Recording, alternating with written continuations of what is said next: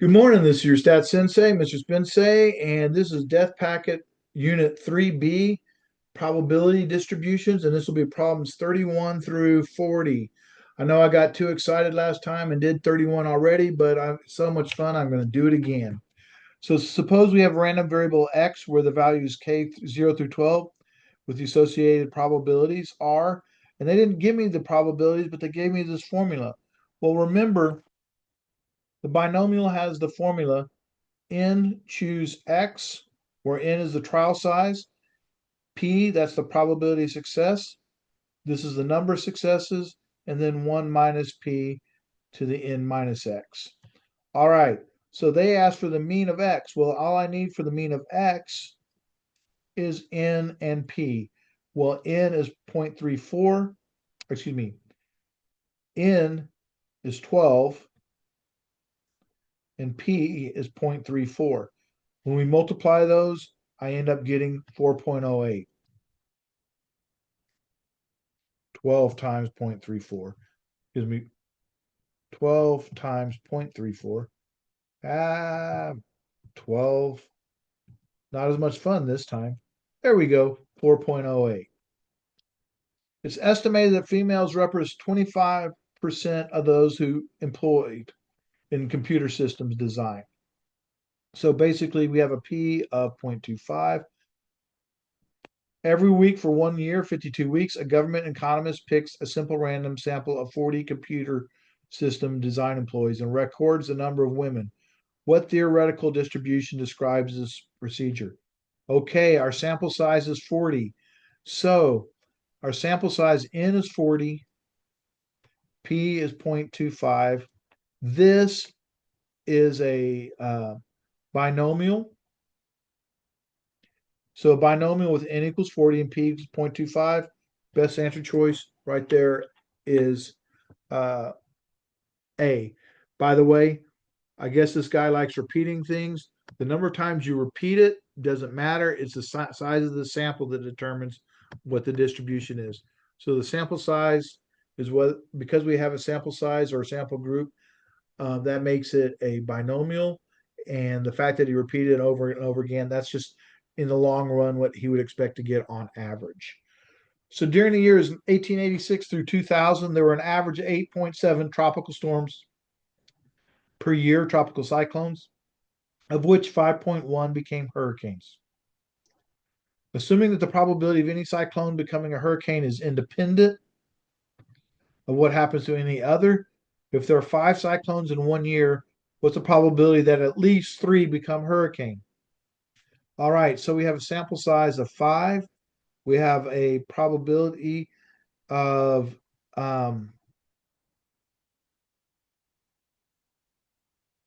we don't know our probability, but we know that 5.1 out of 8.7. So that's our probability.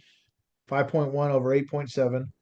Um, what is the probability that at least 3 become? So we have 5 is our sample size. So 0, 1, 2, 3, 4, 5. We want to know the probability of this.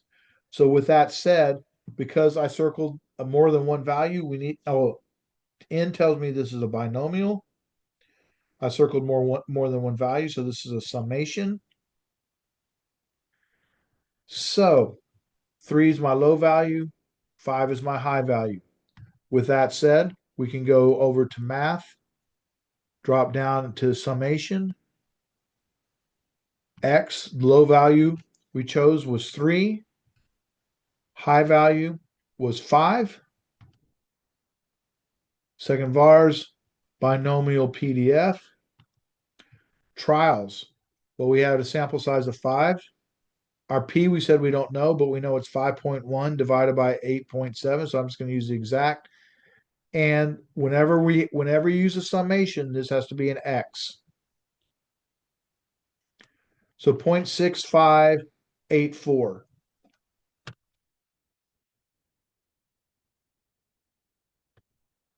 And our best answer choice to that is D. For which of the following is a binomial appropriate? Okay, remember bison It needs to be binary, which is a yes, no. Um, Trials need to be independent. The probabilities can't change. They have to be the same, stay the same. We start at 0 and our sample size or group is known. The number of heads and 10 tosses of is inappropriate. And an unfair coin is weighted so the heads comes up twice as often as tails. Well, we're tossing it 10 times, so we have a fixed number of trials. We're going to have a fixed probability. So this is looking pretty good. All right, I like this. This has a fixed probability. And every time I flip it, I should get the same thing. So that looks pretty good. The number of hits in 5 at bats where the probability of a hit is either 3.52 or 3.2. Oh, we got two different probabilities. Wrong. The number of tosses of a fair coin before heads. Oh, we're tossing until the first head. The first head is a geometric. That's wrong. The number of snowy days in a given week. That's going to vary from week to week to week because weather varies. Certainly not going to have snowy weather in the summer. The binomial is appropriate for all above. No, we said it wasn't. The best choice is A. All right, number 35. A coin is weighted so that the probability of heads is 0.75. All right, P is 0.75. The coin is tossed 10 times, and the number of heads is noted. The procedure is repeated a total of 50 times, and the number of heads is recorded 8 times. What is the kind of distribution? Okay, my sample size is 10. So N is 10, probability 0.75. And by the way, this says the distribution of the sample proportion. Distribution of sample proportion is correct. But in this case, we're actually working with a binomial because our sample size isn't large enough. If our sample size was larger, then we could talk about this. But with a sample size of 10, and by the way, we haven't talked about that at all anyway. We'll do that next semester.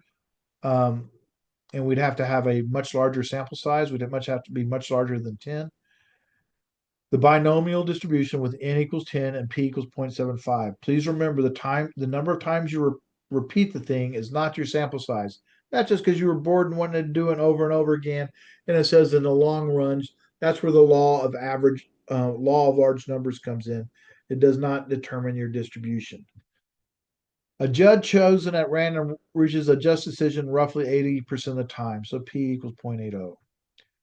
What's the probability that a randomly chosen cases, at least 2 out of 3 judges reach a just decision? So we have N equals 3. This tells me we have a binomial and we're looking for, we can have either 0, 1, 2, or 3, but we're looking for for that, 2 out of 3. All right. So in this case, there's a couple different ways to do this. The best way to do it is to actually run it and see which answer gives you the same answer we're going to get. So I'm going to go ahead and run this thing. Because I have multiple values, I know this is going to be a summation case. So let's go ahead and run this. So math, summation, x equals, my low value is 2, my high value is 3, second vars, binomial PDF, trials is 3, probability, they said it was 80%, this is x. What do we get? We get 0.896. Let's find the one that gives us 0.896. So 3 times 0.8 squared times 0.2. Nope. 1 minus 3 parentheses 0.8 squared times 0.2. Nope. 0.8 raised to the third. Nope. 1 minus 0.8 raised to the third. Nope. 3 times 0.8 squared times 0.2 plus 0.8 cubed, 0.896. So the best way to do that is go ahead and run it get your answer, and then check those answers and find the one that matches.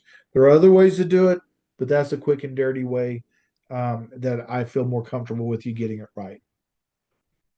Number 37, a banking corporation advertises that 90% of the loan applications received are approved. So P equals 0.90. If it received approved within 24 hours in a random sample of 50 applicants, so N is 50, what's the expected number of loan that will be turned down? Oh, so we don't want this. We want the turn down, which is going to be 10% of turned down. So P equals 0.10. Expected value. Oh, I have a fixed number of trials. I have a fixed probability.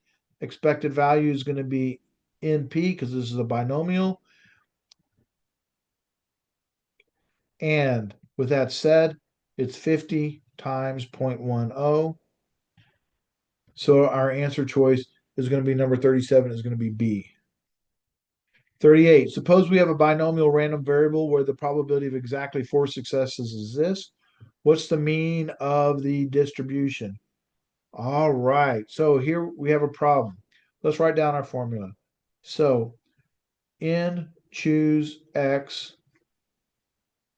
P to the X, 1 minus P to the N minus X. So I need N because the mean of the distribution is X. Well, the expected value is N times P. Well, first off, they didn't give me P, but they gave me 1 minus 0.37. So 1 minus 0.37, when I do that, is 0.63. So P in this case is 0.63. All right, so we know 0.63. The next thing I need to do is figure out N.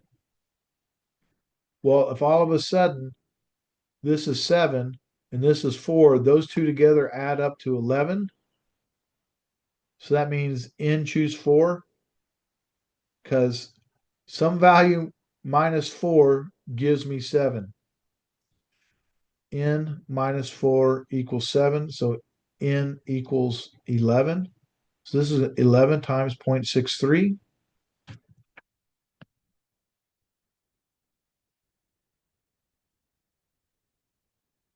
6.93. So our answer choice to 38 is E.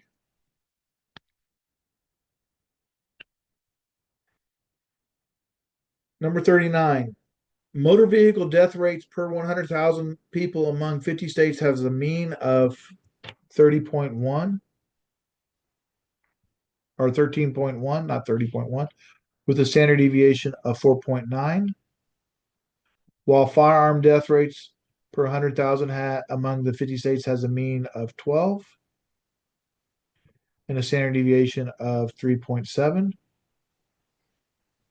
What would be the firearm death rate that has the same z-score as the motor vehicle death rates? Okay, so we're working with z-scores. Well, z-score equals x minus mu over sigma. So I need to play with that. So let's work with this.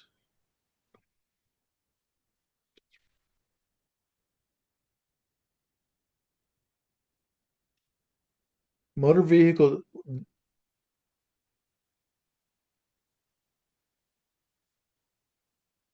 All right.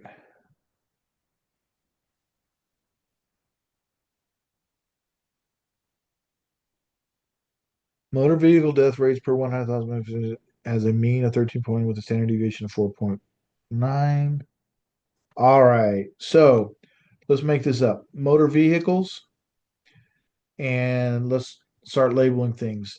The motor vehicle death rate has a mean of 13.1 and a standard deviation of 4.9. Firearm has a mean of 12 and a standard deviation of 3.7. What would be the firearm death rate that has the same z-score as motor vehicle death rate of 15? All right, so if X is 15. So I need to calculate my z-score. So my z-score for my motor vehicles is going to be z equals 15 minus 13.1 over 4.9. 15 minus 13.1 divided by 4.9. And I end up with a z-score of 0.3877. But on my firearm, they said they wanted the same z-score. So z equals x minus mu over sigma. Well, I don't know what x is, but I know my mean is 12. I know my standard deviation is 3.7, and we're supposed to have the same z-score. So 0.3877. So I'm going to multiply that 0.3877 times the 3.77. And then I have to add 12. And I end up getting 13.46. All right. Gosh, that's not very good. I have 13.4 as being the best answer, but very easily you could have gotten rounding of 13.5. So I'm going to need to change that. That's supposed to be 13.6, 13 because I get 13.44. Let me check that out one more time, make sure um, I have that right. 15 minus 13.1, oops, divided by 4.9, 0.387. All right. Multiply that by my standard deviation of 3.7, add 12. I feel much better about that. Feel much better. 13.43. Yeah, that's much better. 13.43. Cool.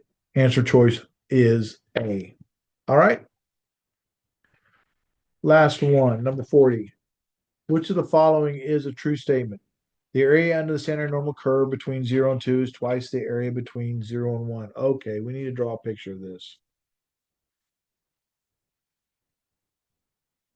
So the standard normal curve.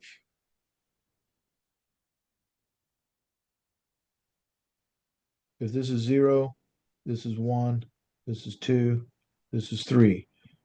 This is -1, -2, -3. All right.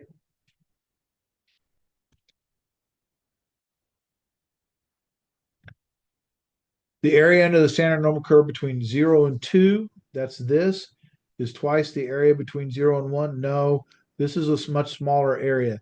The distance is the same, is twice as much, but not the area. This is a much bigger area. This is 34% right there. So that's false. The area under the center between 0 and 2 is half the area between -2 and +2. Well, -2 to +2 is this. And 0 and 2 is right here. It's like, yeah, that is true. That just cut it in half. So the answer choice to number 40 is B. I appreciate you watching. I hope to see you on the next one. Thank you.